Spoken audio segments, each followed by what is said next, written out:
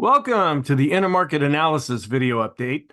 This is a video that I do once a week where we look outside of the S&P 500 to look at other sectors, other markets, other indexes, just to see what's going on, and maybe that will give us some clues as to what's actually happening within the stock market and the S&P 500. This is being prepared for Monday, January 22nd. The first area that we look at is inside the S&P 500, where we look at valuation. And we have a couple of different ways we can look at that. We can look back historically to see earnings reports that came out and how does that measure up with current prices. But then we also look forward because that's what the market uses. They use analyst projections and forecasts to say, okay, this company or all of these companies together are going to have an increase in earnings going forward. And that's justifying stock prices going up. If looking out into the future, earnings are coming down, then that would put pressure on stocks because then it doesn't justify stocks being higher, it justifies them being lower. First of all, we look at this historical chart. The PE ratio is a set of static numbers. 10 and below is considered cheap or inexpensive. 15 is considered fairly priced, and 20 and above is considered expensive or overvalued. We plot this with the S&P 500 on top of this chart, and we have the red, blue, and green lines here to mark the PE ratios of what they should be historically. The black line is well above the red line, so on a historical basis, the S&P is considered to be expensive. We also can measure that down below by what is the distance between the current price of the S&P and the PE ratio of 20. But you can also see that this can happen and go along for a number of years. So we don't necessarily make decisions based on this, but we do use this just to keep in mind, okay, the market is considered to be expensive on a historical basis. And at some point, the market may reckon with that. But for right now, the market is okay and continues to go up. Also, we have a different way of looking kind of at the same thing. This is put out by Real Investment Advice, and this is also looking at that 10, 15, and 20 scale here, and then where the S&P is in relation to that. This goes back a little bit further, where the chart I show goes back to 1980. This chart goes back to 1970. And here's another chart of that same thing, looking at different historical events that have happened and what valuations did during that time. We also look at another take on historical prices or historical earnings by looking at a thing called the Shiller PE ratio. And this looks at an average over a period of time to get more of a smoothed effect as to how earnings are behaving. Right now, we're coming in with a reading of 32.57. We have a couple of different ways to give that some context. We can look at a historical chart, and we see back here in 1929, we're about where we were right then, right before the big stock market crash. Over here, a little bit lower, is the 1987 crash. We can also look at this by looking at this red box here. This shows the median and the mean, kind of more the average price over a period of time, and we're between 16 and 17. So right now, we're about double what historically has been considered to be an expensive value for the market. Doesn't necessarily mean the market's going to fall apart right now. This is something that we just tuck back in our knowledge base and just know that, okay, the market on a historical basis, looking at this a couple of different ways, is considered to be expensive. And the market looks forward, and I have a number of different charts that I've been using to show this. This is the forward PE ratio, and right now we're coming in at 22 based on this chart. There's other PE ratio charts that have us underneath 20 or right at about 20. But 20 is that expensive level. So even on a forward-looking basis, based on this chart, we're also looking expensive on a valuation basis. Here's another look at the forward PE multiple that was put out a few days ago. And this is for the S&P 500, which is in gray. And right now we're at about the 20 level. And then we have the equal weight S&P 500, which treats all stocks in the S&P the same. That's the SPW, and that's coming in a little bit lower. The big mega cap stocks, those are the stocks that carry high PE ratios, even looking forward. And that's why we're getting such high numbers when we look at the S&P, where we get a little bit lower numbers when we look at the equal weight S&P. Another area that we look at is growth versus value. And this past week, we had a nice solid up week, especially on Thursday and Friday, where it looked like we were turning more negative. What really helped the market, in my opinion, is that growth is starting to show some improvement when we compare it to value. The first area that we look at is just a growth index, and this is in an uptrend, and it's been seeing a nice little rise lately. We also look at a value index. Value is what folks get into when we're maybe having difficult economic times. The market may be under some pressure. These stocks tend to stand up better when the market is going down. They may go down as well, but they may not go down as much as some of the growth stocks. The nice thing about this is the growth stocks, yeah, they're really good when the market's going up, but when the market's going down, like in 2022, we saw growth stocks under a lot of pressure. And looking at the value index, we are also in an uptrend. Even though it's been pulling back, it's coming back down to its 50-day moving average. Then we look at a ratio, a number of different ratios between growth and value. On top, this just shows where growth had been underperforming, but lately we've been seeing it coming back when compared to value. The bottom chart is an inverse of that same thing, showing how value had been underperforming, showing some improvement, and now it's starting to underperform. The reason why I show a lot of different charts and indexes and ETFs is you can see here that when we had this moving average crossover here, they didn't happen at exactly the same time because all of these are calculated in a little bit different way. So just to give confirmation and to see the same things at the same time, I use a lot of different charts, including this next one. When this is an ETF of growth versus value, showing how growth had been underperforming, now it's starting to make a comeback. We want to see that continue if the S&P is going to continue to go higher. Here's another look at value to growth, showing how growth had been going up and now it's starting to come back down. Here's another look at growth of value, where its growth is starting to make a bit of a rebound here. And this is value to growth, where value is now starting to underperform. So we're seeing some confirmation, at least so far. Then we look at another index showing how growth is starting to outperform value. So we're seeing this across a multiple of charts. This is another measurement of growth of value, and we're actually breaking out of this recent range. We're above this rainbow, and we're showing a lot of improvement. This next chart is an inverse of that same thing, showing how value is underneath the rainbow and showing some weakness.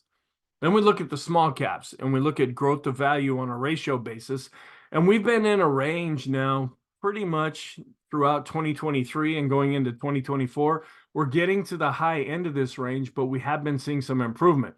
The market's kind of disappointed right now. There's a thing called the January effect, where in December and going through January, small caps tend to be in favor. And that played out in December, but it has not played out so far in January. This is a little bit encouraging. As the index was going up, we were seeing this ratio going sideways.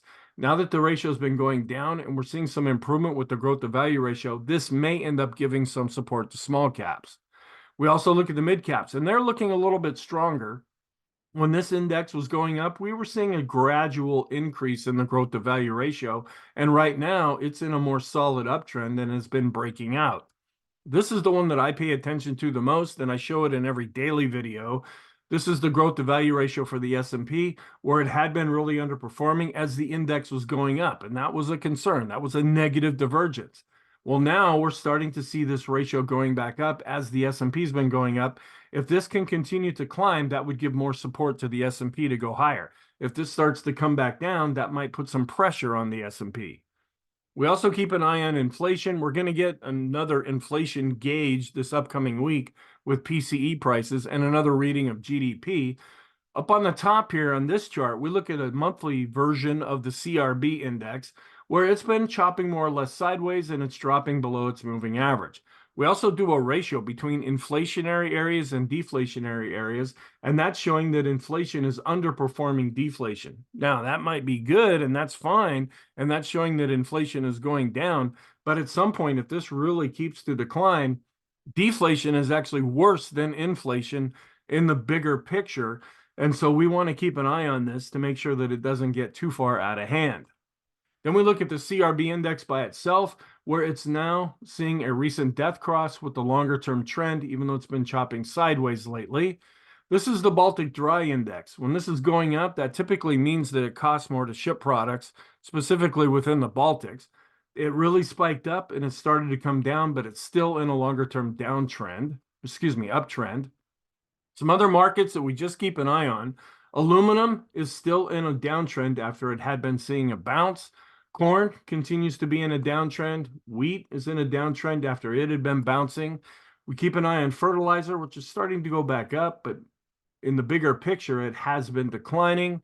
Oil is also in a downtrend right now.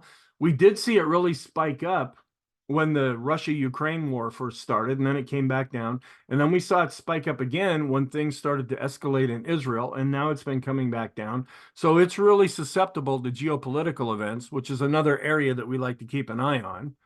And then this just kind of shows what I just said, different events that have happened and what happened to the price of oil after that.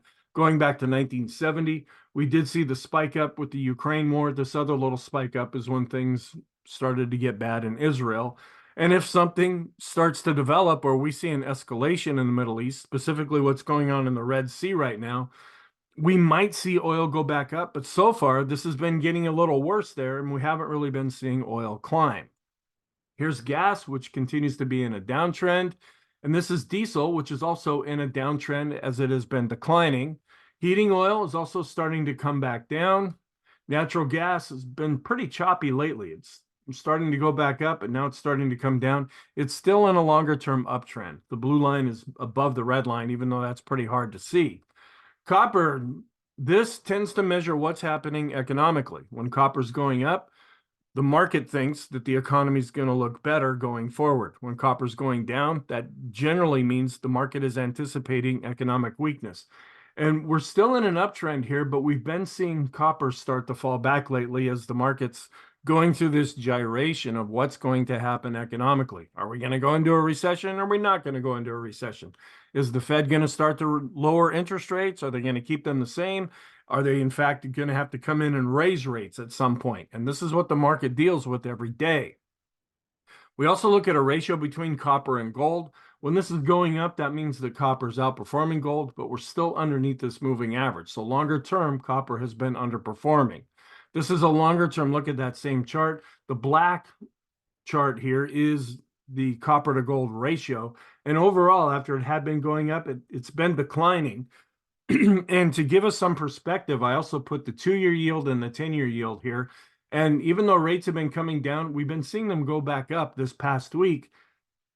And there's a really wide spread between the copper to gold ratio and the yields, where they typically tend to move in the same direction, and they typically don't get that far apart from each other, even though they're on different scales. This is just suggesting that there's some uncertainty economically. Then gold continues to be in an uptrend. It really hasn't broken out yet the way a lot of the gold folks think it should, but they think it's just around the corner and that this is going to happen at any time. Now, this isn't the actual price of gold. This is the gold ETF, so it's a little bit different than the futures price for gold. But we did try to start breaking out, and then we've been coming back down lately, but we're still in a longer-term uptrend. Silver continues to be in a downtrend as it's been showing some weakness. Then we do some studies between gold and silver. On the bottom, we look at what's the correlation between the two. Because typically, logically, you would think if gold's going up, silver would be going up, and vice versa. And we measure that using this indicator at the bottom. And they're having a fairly strong tendency to go in the same direction. But we were seeing a divergence here where gold was starting to break a little bit higher, where silver was it didn't come back and make another high from this previous high, and it was starting to show some more weakness. And that's kind of frustrating folks that are involved in the precious metals markets. We also can do a study. This is the gold to silver ratio on top. When this is going up, that means gold's outperforming. When this is going down, that means silver is outperforming. Right now, gold is outperforming. What's interesting about this is we can also plot the US dollar index, and sometimes there's a pretty strong correlation between the two. Right now, that correlation is getting stronger. So if this ratio is going up, that typically means the dollar index is going up as well, and the inverse of that is also true. Here's the dollar index, which is still in a downtrend. We just saw a recent death cross here, but the dollar has been bouncing back up over the past week or two. Here's the euro to the dollar, where it's in an overall uptrend. I actually have a standalone chart here in just a second. And then we also, just to get a bigger picture look, we look at the Japanese yen, which has been under pressure. the euro, which has been bouncing back, and then on the bottom is the US dollar index. Here is the US dollar with the euro plotted on here, showing that the euro's in an uptrend compared to the dollar, and the Japanese yen is in a downtrend compared to the dollar.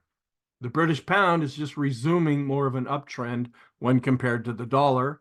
Then we look at some different index ratios, and I show this pretty much in every daily video. The red line is the equal weight S&P, and it's been underperforming the S&P 500, even though it has been going up. In a more healthy environment, when we're seeing more broad participation by stocks in the S&P, we want to see this red line actually outperforming the bar chart here. It's the mega caps that have really been holding the market together lately, and so we're seeing the equal weight lagging behind. We look at a ratio between the S&P 500 and the CRB index, which is commodities, showing that stocks are outperforming. Here's an inverse of that same chart showing how the commodities are underperforming. Here's the NASDAQ 100 to S&P 500 ratio. They both are setting all-time highs, but the NASDAQ 100 is doing even better. The S&P 100 is showing a lot of improvement when compared to the rest of the S&P 500. This was a little bit concerning as we were seeing the 100 stocks underperforming, but now they're starting to bounce back, but not enough yet to generate a golden cross with this ratio. The NASDAQ and the S&P, which both have been doing well, shows that the NASDAQ has been outperforming the S&P 500, and the NASDAQ 100 is outperforming the rest of the NASDAQ. The mega caps, the really big companies that have really been holding the market together, and then we do a ratio with the equal weight index. This shows how the mega caps are really outperforming. Then we do a ratio between the small caps and the S&P 500. It was showing some improvement. That's the red line here as it was going back up, but now we've been seeing some weakness as small caps have been underperforming. The blue line here is the S&P 500. Then we do another ratio between the small caps and the S&P where it was bouncing back up, but now is starting to show some weakness. It's also in a longer-term downtrend with this ratio. We look at the biggest software companies in the US, and they're not quite back over into an uptrend yet. They've been chopping more or less sideways. The mega caps continue to really be the best performers right now, but also be aware when we hit difficult times in 2022, it was the mega caps that really underperformed. But right now they're looking pretty strong and they're going back and setting all-time highs. The robotics and AI ETF is starting to look better when you look at it by itself. It's above the rainbow and showing some improvement, but it has not surpassed these previous highs. However, when we do a ratio between the robotics and AI ETF and the tech sector, it's starting to underperform. The Dow Jones Composite Average takes the Dow, the transports, and utilities and puts them together, and this is in a longer-term uptrend now. So this is looking more healthy. The S&P to shorter-term bonds, we take a ratio of that, showing that stocks are outperforming shorter-term bonds. We look at a broad market measure and look at excuse me, a little further out bonds, showing that stocks are also outperforming.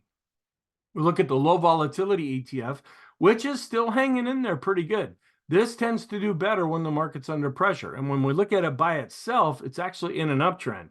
But when we look at a ratio between the low volatility ETF and the S&P, it is really underperforming. And we're seeing a death cross with this ratio and a pretty solid downtrend.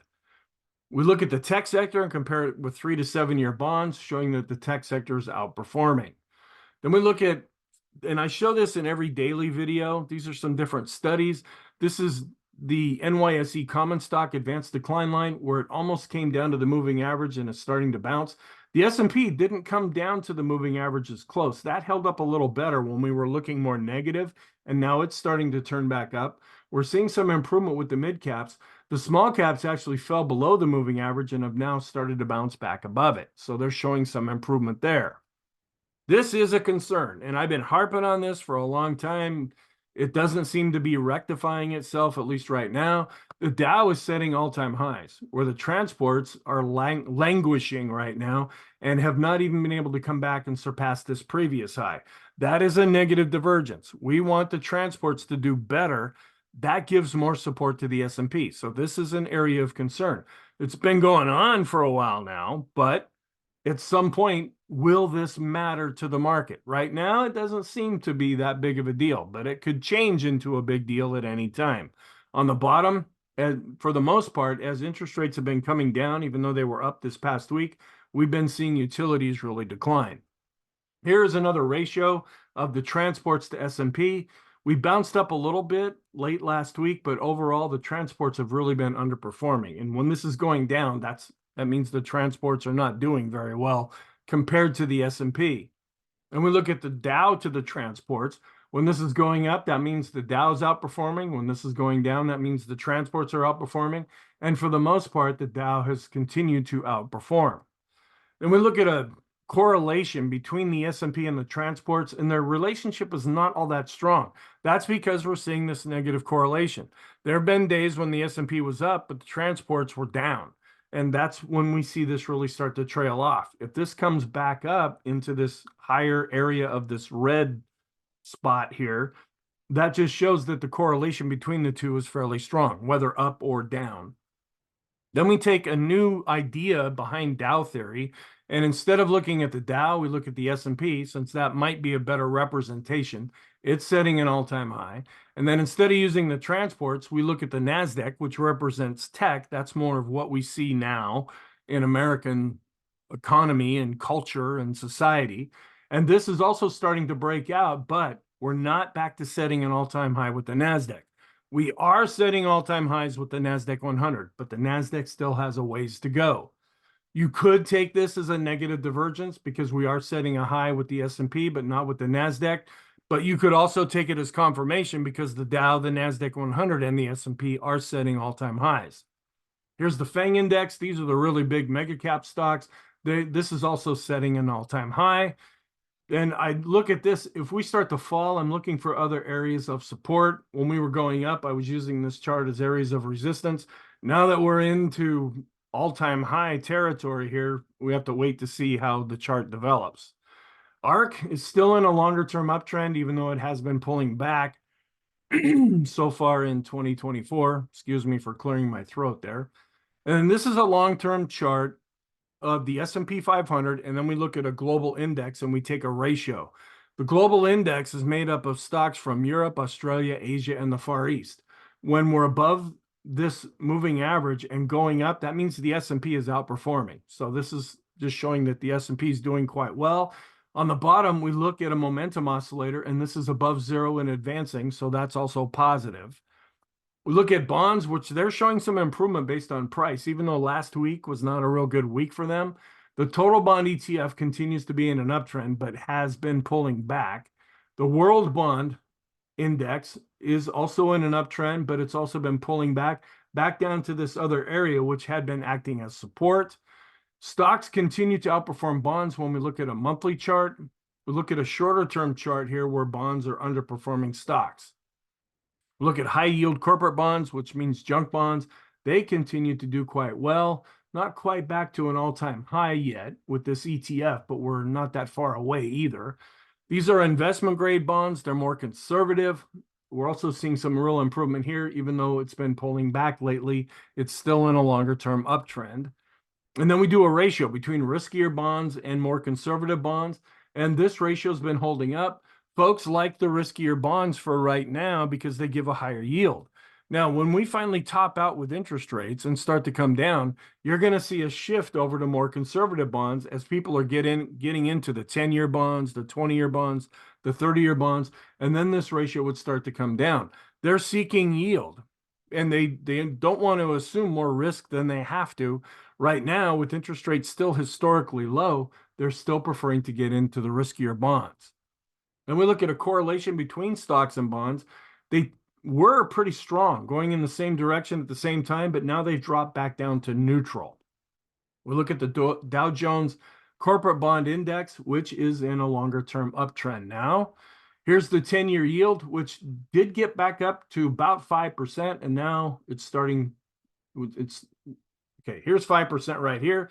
Then when this was in October, and then stocks really started their climb higher, and we saw interest rates falling. Now we're starting to see the 10-year yield going back up. Now in Thursday's and Friday's session, it didn't seem to matter. Stocks still went up anyway. But at some point, if interest rates keep going up, that's going to cause some problems in the stock market. If interest rates start to fall, that may give some support to the stock market. Here's a longer term look at the 10-year yield where we did get up to 5%. Now we've been falling back down. This is, and it's going to take some time to figure out what's going on here. But for 40 years, we were seeing a series of lower highs and lower lows when we look at the 10-year yield as interest rates were declining overall. Now we started to break out and we were thinking maybe we're getting into a higher interest rate environment. Well, then we hit 5% in October and started to come down. So we're thinking, well, maybe that's not what's going to happen. But now that interest rates are starting to go back up, we have to at least put that back on the table that we might shift into a more higher interest rate environment. Then this is a chart just showing back in October when we topped out with the bond yield.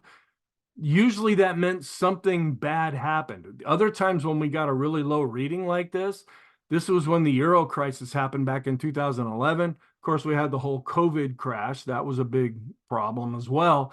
And we're getting another low reading now. Is that going to matter? These other two events that happened were negative.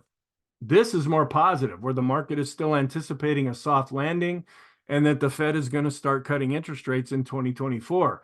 Is that good enough? Or do we need some kind of negative event to come that we don't necessarily know about yet? Here's the 30-year yield, which has also been going back up. And then we look at the S&P 500 and we do a ratio between that and the 10-year Treasury yield, where it had been coming down with the S&P, but starting to go back up. Longer term, the S&P is outperforming the rise in interest rates. Here's the junk bond ETF, which continues to do quite well, not quite back to an all-time high yet. And then we do a ratio between junk bonds and government bonds. And when this was coming down, that's when interest rates were coming down and folks were starting to shift into more conservative bonds. But now that interest rates are going back up, we're starting to see the junk bonds come back. And even though it's in a longer term uptrend, it has been bouncing back lately. I'm going to look at just the ETF for the 7 to 10-year bond, where it did generate a recent golden cross. But when you look at the RSI, we're below 50. And in shorter term momentum, so far in 2024, we continue to be negative. This is bonds based on price. Here are yields showing how they were really declining, and that gave a lot of support to stocks. But now we're starting to go back up. And here's a weekly chart looking internationally, where we have the US having the highest rates, followed by the UK, and they're going back up. German rates are in blue, and that's starting to go up. And we're even seeing a little bit of a turn up with Japanese rates. That's red. Then on top, we see a thing called the MOVE index, and that measures the volatility of bonds. The VIX measures volatility of stocks. It's not really helping us right now because the correlation between the two is pretty much neutral. And then we look at a monthly chart of the price of the 30-year bond ETF, and it's been in a longer-term downtrend. It was starting to come back up, but now it's starting to fall. On the bottom, we do a ratio between the 30-year bond and the CRB index, showing the bonds continue to outperform longer term. Different sectors that we look at, we compare sectors with the S&P 500, where materials are underperforming. Communication is outperforming. It was one of the stronger areas in 2023, and now is starting to make a comeback, at least to this point in 2024. Energy has been really underperforming, and we've seen a recent death cross with this ratio. Then we look at the financials, which really got hit in March in 2023 when we had the banking crisis. It went sideways, started to show some improvement here, actually saw a recent golden cross, but then the earnings came out and we've been seeing this really start to underperform, but it's still in a longer term uptrend. Industrials are in a downtrend. They were making a bounce back up, and now they're starting to show some more weakness. The tech sector, it's breaking out in pretty much the strongest area in the market right now. Staples continue to underperform, are in a downtrend. Real estate, this was starting to come back up when interest rates were going down, but now that interest rates are going back up, so far in 2024, we're seeing real estate go down again. Utilities also have been really underperforming and are in a pretty solid downtrend right now. And we take a ratio between the S&P and utilities. When this is going up, typically the S&P is going up, and the inverse of that is also true. So I watch this pretty closely. Healthcare continues to be in a downtrend. This is a more defensive area because you need healthcare no matter what's happening economically. Here's another look at healthcare showing that it is in a longer term downtrend. And discretionary, this has been an area of concern. It's really underperforming the S&P. Discretionary is more growth oriented, and that's one area that has been a disappointment lately. We look at staples, which you would think would be weaker if the economy is looking a little bit better, but it's still in a downtrend, but it's really been marching back, and it could see a golden cross here fairly soon. Here's the tech sector, which is just holding up quite well and setting all-time highs. Semiconductors, this is what helped lead tech higher in the previous week. It just really shot up and is in a longer-term uptrend. The tech to S&P 500 ratio shows that tech is outperforming, and energy is really underperforming tech when we look at a ratio here. Then we look at growth stocks and compare them with bonds, showing that the growth stocks are continuing to outperform. The tech sector is also outperforming the rise in interest rates. And here's an inverse of that same chart showing how the 10-year yield has been coming down when compared to the tech sector. We look at a ratio between discretionary and staples, and this has been a concern. Staples have been doing a little bit better, but discretionary is not doing all that well right now. We are seeing some improvement here, and longer term, it's still in an uptrend. But we want to see this break out and go higher if we're going to turn more positive with this ratio. Here's an inverse of that same thing showing in the bigger picture, staples continue to underperform. Here's the gold to S&P 500 ratio. As the S&P has been going up, it's been outperforming gold. We're also starting to underperform when we look at the gold to dollar ratio. Gold had been outperforming, and then as the dollar's been rebounding and gold has been going down, we're seeing this coming down in the previous week. Here are high leverage loans, very risky loans. They continue to be in a longer-term uptrend. The NYSE composite, this is a broad-based market measure that we look at. It's pulling back a little bit, but it's still in an uptrend. And all stocks look at U.S. stocks as well as international stocks, and this is continuing to be strong, not quite back to an all-time high, at least yet. Emerging markets, really choppy right now, but they are in a subtle uptrend for the time being. And then this looks at emerging markets and then compares them with U.S. equities. I showed this a week ago. We're just seeing the ratio really, really small, really low right now. Down, sometimes this is where we start to bounce up higher. Now, we could go lower than that like we did before, but there are times when we hit this low level, and that's when emerging market stocks started to become more attractive. Then this just looks at different markets that you may be interested in. There are usually ETFs for these. The red line in here is the US, and then we have Mexico, India, Turkey, Indonesia, and Brazil, and you can see how they've been performing. I also showed this chart a week or so ago. This is more of a longer term chart. And then we look at the Bank of America. They're still bullish on Japanese stocks. They see us breaking above the 1987 highs. We're waiting to see if that's going to happen. Here are the micro caps. These are smaller companies, and they had been really going up as small caps were going up in December. Now we've been seeing them pull back, but they're still in a longer term uptrend. Then this is the home builders study that I look at. Where on top we have the S&P, we have the home builders, not quite breaking out to an all-time high yet. But what I really pay attention to is on the bottom here, the correlation between them. And even though it's dropping off, they've still had a pretty strong correlated relationship. When we get nervous is when one of them is acting very strange compared to the other one. When we get down to these low readings, and that is signaling some kind of negative divergence, but we're really not seeing that right now.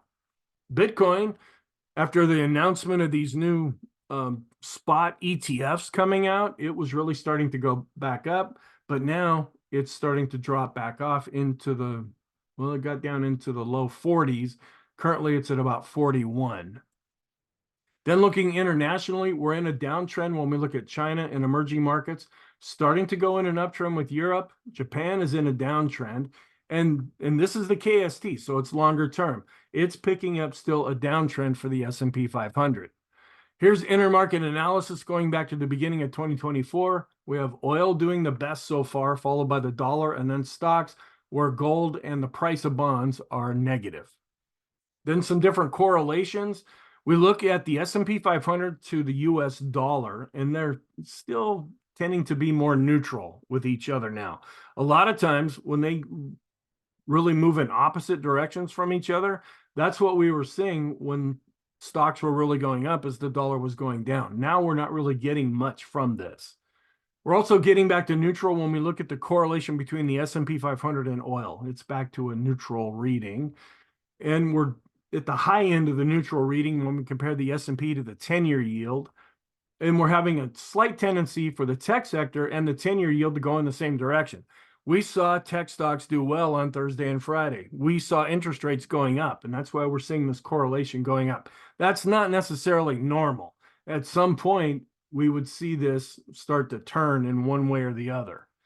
And then looking at the S&P 500, the 2-year yield, it's also working back more to a neutral reading with their relationship.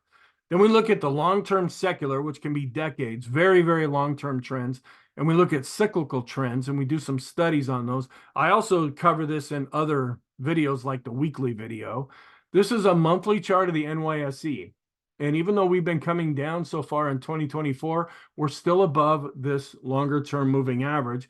And on a momentum basis, the Koppik curve continues to be positive. So longer term, the NYSE is still in an uptrend. Here's a daily chart looking at the NYSE record high percent index. This is also going back up after it had been declining. Here's the S&P 500 monthly chart, and we look at a momentum oscillator on the bottom. We're above the moving average on top, and we're increasing, or we're continuing to go up here with the PPO. That's positive.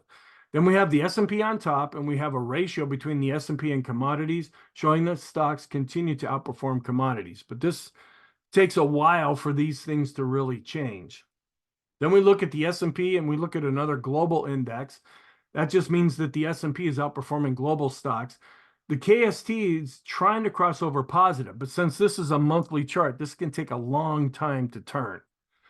Then at the very end of this video, I make a list of those things that are positive and those things that are negative. My definition of positive for this video is when the 50-period simple moving average is above the 200-period simple moving average. And then I just list off what is positive. Growth stocks and value, or growth indexes and value indexes. Copper still in an uptrend. The British pound and the euro compared to the dollar. Gold, the big software companies, mega caps, the FANG index, ARK. The low volatility ETF, the Dow Jones Composite Average, all of the different bonds that we look at, including the total bond ETF, the high yield, investment grade bonds, corporate bonds, junk bonds, and world bonds. They're showing a lot of improvement based on price, even though they went down this past week. The tech sector and semiconductors, high leverage loans, the Dow, the NYSE composite, the NASDAQ and NASDAQ 100, mid caps, small caps, and micro caps, all stocks, emerging markets, and then the Bitcoin index, even though it's pulling back, is still in a longer term uptrend. Then I look at all the different negative things, and this is when the 50-period simple moving average is below the 200-period simple moving average. The dollar is still in a downtrend, even though it's been bouncing back up this past week. The CRB index is also just generating a recent death cross. Silver is still in a downtrend, even though gold is in an uptrend. And the Japanese yen when compared to the US dollar. Then lastly, we have staples, which continue to be in a down. It's really choppy right now. They could start to go over into an uptrend, which is kind of surprising, but they're still in a downtrend. So thank you. I really hope you found this helpful. Please feel free to check out the daily videos that I post. I have a weekly video. And then right after this, I'll do a thing called the deep dive video where I go through a bunch of the different charts that I really didn't talk about, and I put them into that video. Have a great weekend, and I will talk to you in the next video.